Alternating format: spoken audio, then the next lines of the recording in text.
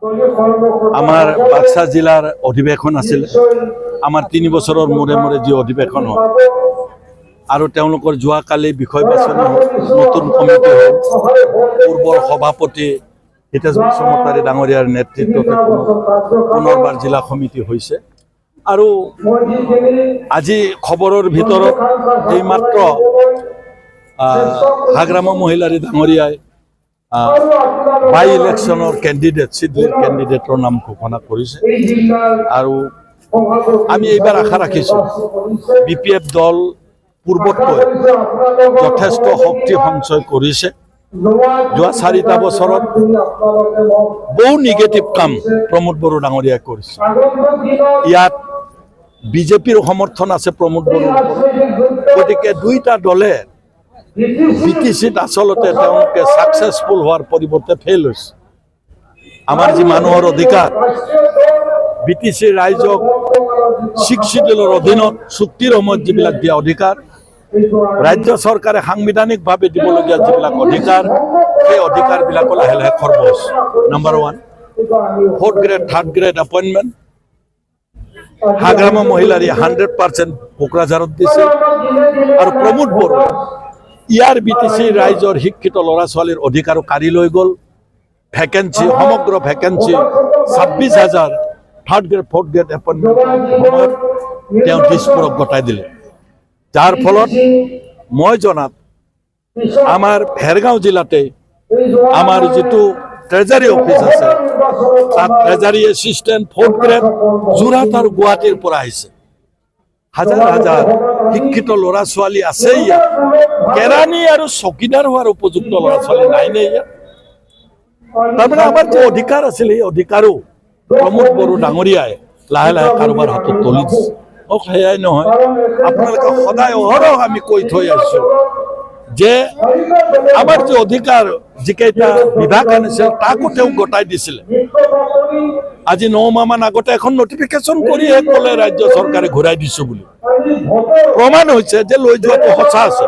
নহ'লে কেলে নটিফিকেশ্যন লাগে। গতিকে আজি আমাৰ নতুনকৈ অধিকাৰটো তেওঁ একো আনিব পৰা নাই।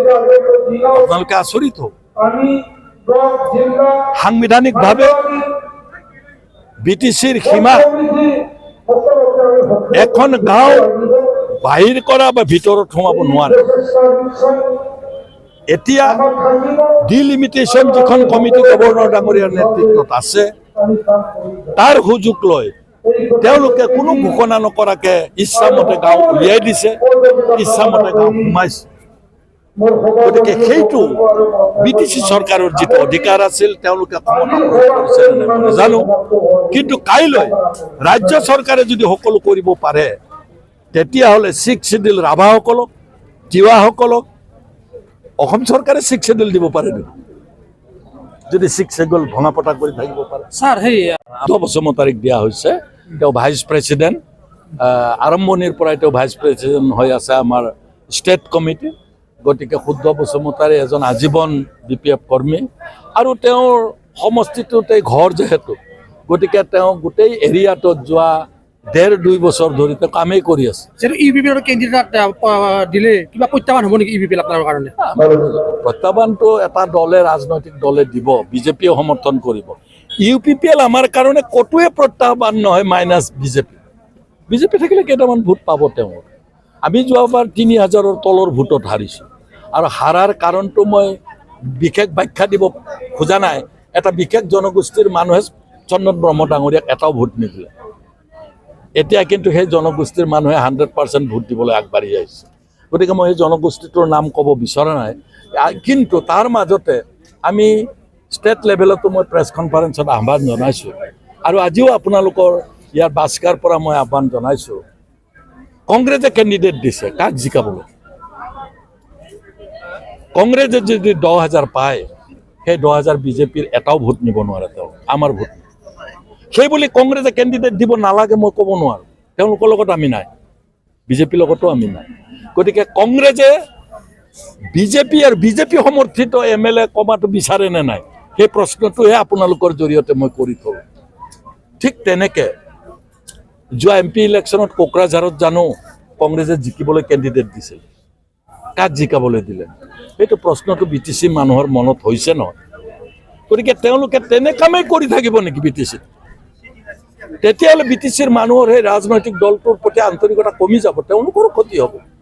মই তেওঁলোকক ধমকিও দিয়া নাই তেনেকৈ একো ক'বও খোজা নাই তেওঁলোকে ৰাজনৈতিক চিন্তা কৰা উচিত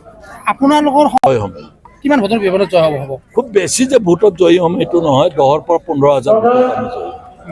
কিন্তু কংগ্ৰেছৰ প্ৰতি মৰমটো এতিয়া আছে নে BPF আমাৰ সব ৰাজনৈতিক দলৰ প্ৰতি মৰম আছে আমাৰ বেয়া হোৱাৰ কোনো প্ৰশ্ন নাই আৰু কংগ্ৰেছে নিজা এটা ৰাজনৈতিক দল তেওঁলোকে কাক দিয়ে কাক নিদিয়ে আমি আহ্বান জনাব পাৰোঁ আমি বেয়াকৈ তেওঁলোকক কোৱাৰ অধিকাৰ মিত্ৰতাটো আজিৰ দিনটোত বহুত দূৰত উদ্দেশ্য কি আছিল আমি মিটিঙত কৈছোঁৱেই গতিকে উদ্দেশ্যটো মিত্ৰতা আঁৰত যদি তেওঁলোকে কিবা কূটনীতি কৰিছিল মই নাজানো সময়ত নিশ্চয় ওলাই পৰিব আমি বিশ্বাসী আমিতো বিজেপিৰ বিৰুদ্ধে MP খেলিছোঁ নিজে MP খেলিছোঁ MLA খেলিছোঁ আমি বিজেপিৰ বিৰুদ্ধে এতিয়া ওলাই আহিব লাগে UPPL হে তেওঁলোকৰ পৰা ওলাই আহি লগ লাগক কিন্তু UPPLৰ দুৱাৰ খোলা আছে নে BPFৰ বাবে UPPLৰ দুৱাৰ আমি কেলে খোলা আমাক লাগে আমাৰ দুৱাৰ খোলা আছে তেওঁলোক যদি আহে তেওঁলোকৰ দুৱাৰত আমি নাযাওঁ বুজা নাই আমি কেলে তেওঁলোকৰ দুৱাৰত যাওঁ পৰিষদীয় নিৰ্বাচনৰ প্ৰাকমুহূৰ্তত মিত্ৰতা কিবা হ'ব বুলি কৰিব পাৰি চাওক মই মিত্ৰতা টীমত নাই আমাৰ ৰবিৰাম নাৰ্জাৰীৰ নেতৃত্বত টীমটো বনাইছোঁ আমি গতিকে মই মিত্ৰতা সম্পৰ্কে জানিব খোজা নাই আৰু এই মুহূৰ্তলৈকে ৰিজাল্ট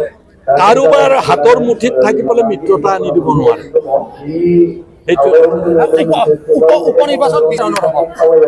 উপনিৰ্বাচন মই বাকী সমষ্টিকেইটা খুব ষ্টাডি কৰা নাই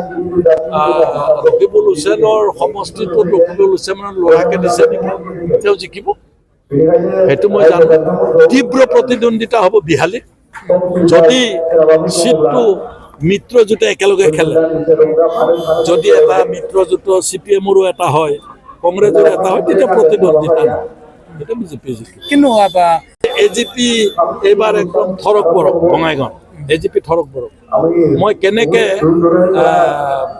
বিজেপিয়ে দাবী কৰিছে নাজানো কৰিবই লাগিব ৰিজাল্ট নোলায় মানে নহ'লে নাৰ্ভাছ হ'ব কৰিব তেওঁলোকে 5টা জিকিম বুলি কৈছে তেওঁলোকে 3টা জিককচোন এইটো কথাকে কম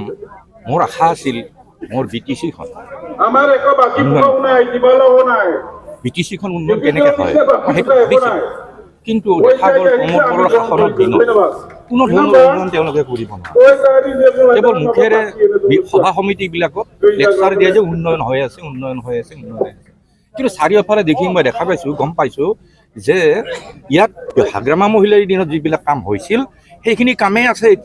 এতিয়ালৈকে কোনো এটা ৰাস্তা বনাব পৰা নাই এতিয়ালৈকে কোনো এখন ব্ৰিজ দিব পৰা নাই ঘৰো দিব পৰা নাই বৰঞ্চ যিবিলাক নেকি এই প্ৰধানমন্ত্ৰী যোজনাৰ পৰা ঘৰবিলাক আহিছে সেই ঘৰবিলাকৰ পৰা কি কৰিছে তেওঁলোকৰ চেয়াৰমেনবিলাকে পইচা লৈছে প্ৰায় 3,000ৰ পৰা 8,000 টকালৈকে লৈ একদম দুখীয়া মানুহ তেওঁলোকৰ পৰা পইচা লৈছে যিনে কান্দি সাংবাদিকৰ আগত কৈছে যে আমি ভাবিছোঁ এটা উন্নয়ন হ'ব কিন্তু উন্নয়ন আমি যদি পইচাই দিব লাগে কিন্তু BPFৰ দিনতো পইচা নলৈছিল BPFৰ দিনত হয়তো কোনোবা 2-4জন ল'ৰা আহি ঘৰটো হোৱাৰ পিছত বেনিফিচিয়াৰী পৰা হাঁহ এটা খাই পেলাই ফূৰ্তি কৰিছিল কিন্তু এতিয়াতো একেবাৰে লগত পইচা লয় মই নিজে দেখা পাইছোঁ মোৰ মোবাইলতো আছে এটা অন্ধ ল'ৰাও হাৰি যাব পৰা নাই তাৰ ঘৈণীয়েকজনী খৰা সিও হাৰি যাব পৰা নাই সূতা কাটি পেলাই সূতাত সাঁচি থোৱা নগদ টকা 1 টকা 2 টকা উলিয়াই 3,000 টকা দিছে গতিকে উন্নয়ন হ'ব নোৱাৰে উন্নয়ন কৰা আমি তেওঁলোকক বেয়া পোৱা নাই কিন্তু তেওঁলোকে যিটো কাম কৰিম বুলি কৈছিল নোৱাৰিলে তেওঁলোকে কৈছিল যে আমি আমাক 2 বছৰ সময় দিয়ক 2 বছৰৰ ভিতৰত আপোনালোকে ছুইজাৰলেণ্ডলৈ যাব নালাগে আমি BTRতে ছুইজাৰলেণ্ড বনাম কি সুন্দৰ ছুইজাৰলেণ্ড হৈছে দেখিলে আচৰিত লাগে ক'তো ৰাস্তাত শিলগুটি নাই ক'তো এটা মানে কিবা উন্নয়ন কাম হোৱা নাই নিজে মানুহবিলাকে ওলাই আহি নিজে কাম কৰিব লগা হৈছে গতিকে ইয়াতকৈ আৰু দুখৰ বিষয় একো নাই আৰু সেইকাৰণে মই দেখিলোঁ এটা অনুভৱ হ'ল মোৰ লগত বহুত কেইজন আছে আজি আমি প্ৰায় 55জন আছোঁ কেইজনমান আহিব নোৱাৰিলে অলপ অসুবিধাৰ কাৰণে তাৰমানে আমি ভাবিলোঁ যদি উন্নয়নৰ কথা চিন্তা কৰিব লাগে আমি পুনৰ হাগ্ৰামা মহিলাৰী ডাঙৰীয়া আমি দেখাত একো উন্নয়ন হোৱা নাই এতিয়ালৈকে এই দুখীয়া ল'ৰাবিলাকক মই কৈছিলোঁ যে আমাৰ যিবিলাক ল'ৰাই ফাৰ্ষ্ট লাইনত কাম কৰি আছে তেওঁলোকক সৰু সুৰা কামবিলাক 3 লাখ 4 লাখ 5 লাখ টকাৰ কামবিলাক আনি কালভাৰ হওক ৰাস্তা মেৰামতি কৰা হওক তেওঁলোকৰ পৰা পইচা কিন্তু নল'বা কাৰণ তেওঁলোকে বেচেৰা বহুত চাফাৰাৰ আজি মই চাফাৰাৰ মোৰ এখন গাড়ী গুৰা উঠিল আজি আঁঠুটো মোৰ খৰা এনেকুৱা এটা অৱস্থা হৈছে ৰাতি গাড়ী মিটিঙত যাওঁতে গৰুৱে বাইকত মাৰি মোক বগৰাই দিছিল যাৰ ফলত 4-5 দিন মই বিচনাৰ পৰা উঠিব পৰা নাই কিন্তু আজিলৈকে এটা খবৰ নল'লে বৰঞ্চ ঠাট্টাহে কৰে আৰু ক'লে কি বুলি পেলাই মই বিসম্বাদী কিন্তু মইতো একো বিসম্বাদ কৰা নাই মইতো একো বিসম্বাদ কৰা নাই মই মাত্ৰ কৈছোঁ উন্নয়নটো কৰা দুখীয়া ল'ৰা যিখিনি আছিল যিখিনি ল'ৰাই নিজৰ বাইকখন দৌৰাই নিজে তেল পইচা ভৰাই গাড়ীত ইমান কষ্ট কৰিলে সেইখিনি ল'ৰাকো এটা কাম তেওঁলোকে দিব নোৱাৰিলে আপুনি কাৰোবাক সৰু সুৰা এটা দুটা দিছে আগতে 30% তেওঁক লাগে নাই এইটো দেখ প্ৰমাণে হৈছে আমি যেতিয়া MP ইলেকশ্যনৰ ৰিজাল্ট চালোঁ MP ইলেকশ্যনৰ ৰিজাল্ট মৰিতো কোকৰাঝাৰ দখল হৈ এইটো আৰু ক'ব লগা একো নাই বাগানপাৰাতো তেওঁলোকে যৌথভাৱে খেলিলেও যিখিনি ভোট পাইছে মানে 40,000 BPF অকলেই পাইছে বাগানপাৰা সমষ্টিত পৰিষদীয় সমষ্টিত কোকৰাঝাৰতো আমি জানাত মাত্ৰ 90,000 BPL ভোট পাইছে কিন্তু বাকী 4 লাখ কিমান বুলি কৈছে সেইটো আছিল বিজেপি আৰু AGPৰ ভোট এলায়েন্সৰে ভোট তেওঁলোকে নোৱাৰে সেইকাৰণে এতিয়া অলপ আগত আমাৰ হিতেন বসুমতাৰী কোৱাৰ নিচিনা কি আমাৰ দীপক নেকি এডিটৰে কোৱাৰ নিচিনা কৰি যে মানে তেওঁলোকে ভয় খাইছে এতিয়া আৰু ভয় খাই পেলাই এতিয়া BPFৰ লগত লগ হোৱাৰ কাৰণে এটা পৰিকল্পনা কৰি আছে মই এইটো কথা জানো একদম 100% আমি ভাবিছোঁ আমি বাগানপাৰাটো জিকাই দিম এইটো একদম খাটাং কথা আমি যিকেইটা ওলাইছোঁ এইকেইটাই আছিল এই মানুহজন মানে হেদায়তপুৰৰ পৰা চাইকেল মাৰি ৰাতিপুৱা চেতা লৈ অহা যোৱা কৰে আজি সেইবিলাখন আমি তেখেতৰ ঘৰত গ'লো একোৱেই নিদিল তো এনেকুৱা যদি উন্নয়ন কৰা বুলি তেওঁলোকে তাৰপিছতো তেনেহ'লে আমি লজ্জাবোধ কৰিম গতিকে আমি ভাবিলোঁ তেওঁলোকে এতিয়াতো কোৰ্ট অফ কণ্ডাক্ট লাগিয়ে যাব 2 দিনমান পিছত ইলেকশ্যনৰ কিবাটো আহিব আহিলে তেতিয়াতো একো কামেই কৰিব নোৱাৰে গতিকে এইবিলাক কথা ভাবি চিন্তি আমি ভাবিলোঁ গোটেইকেইটাই বহু দিনৰ পৰা আমি ভাবি আছোঁ আলোচনা কৰি আছোঁ যে আমি এইটো আমি সিদ্ধান্ত লওঁ আৰু BPFৰ দ্বাৰাই উন্নয়ন হ'ব বুলি আমি এটা